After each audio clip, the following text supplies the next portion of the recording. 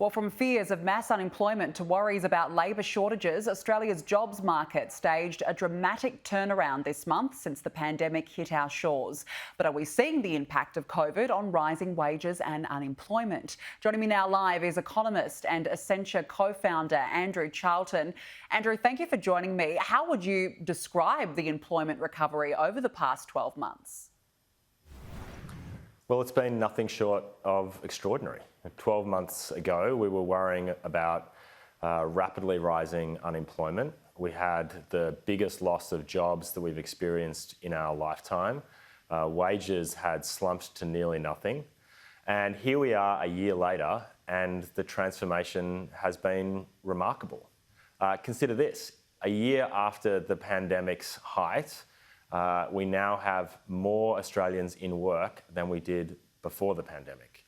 Youth unemployment in Australia right now is lower than it has been for the last 10 years.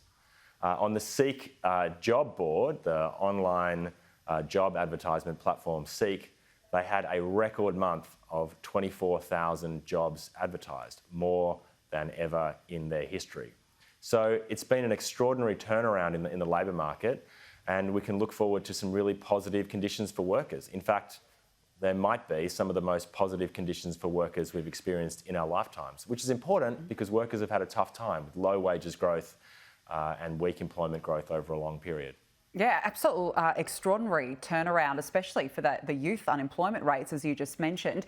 Has this recovery at all translated into pay rates yet? Well, we're seeing some early evidence. Obviously, pay rises have been weak for a long time. We've had record low wage growth for most of the last 10 years, which has been a really disappointing outcome for Australian workers. We might be seeing some green shoots. As we have so many businesses looking for workers, they're starting to compete by offering higher wages. We're seeing that particularly in the sectors that are affected by the lack of foreign workers coming in. Think agriculture, mining, construction, hospitality. We've seen a couple of moves from the government as well. The Fair Work Commission increased the minimum wage by 2.5%, which might not sound a lot, but it was a lot more than the last increase of just 1.75%. The New South Wales government lifted their cap on public sector wages growth, and really importantly, the RBA has said they will keep interest rates low until they start seeing really positive employment outcomes and good wages growth. That's not what happened after the last crisis. The RBA started to increase rates quite quickly. So the RBA has signalled that they're on the side of workers this time around, and that is good news for Australian workers in terms of employment. And for those workers who haven't had a pay rise for a long time, now might be a good time to ask for one. Well, that's good advice there for our viewers. Overall, what does the outlook look like between now and the end of the year?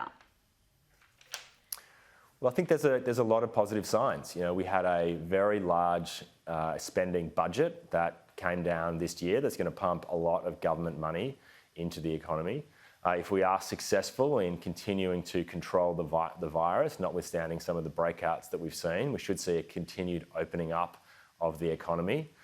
We have lots of good tailwinds in asset markets with a really strong boom in house prices right across the country, strong growth in equity markets, some signs of increase in capital investment. So the Australian economy has staged a remarkable turnaround. We're seeing that in the labour market, we're seeing it in other markets, and it presents the opportunity to drive some really positive dynamics. Getting unemployment lower than it's been in a long time, getting wages growth off the floor where it's been for a long time, and getting capital investment going again right through the economy.